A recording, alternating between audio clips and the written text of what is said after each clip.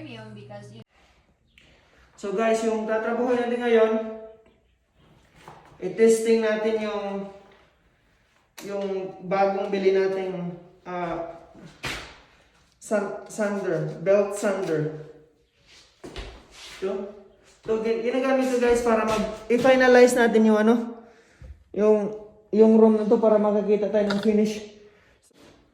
So tanggalin natin yung mga edge, ganyan, mga dumi sa edge.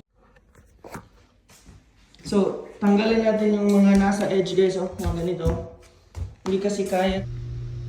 Yan, kinuskus na natin yung mga nasa edge guys, hindi kasi kaya ng yung malaking malaking rotary sander para i-restore natin yung hardwood na yan.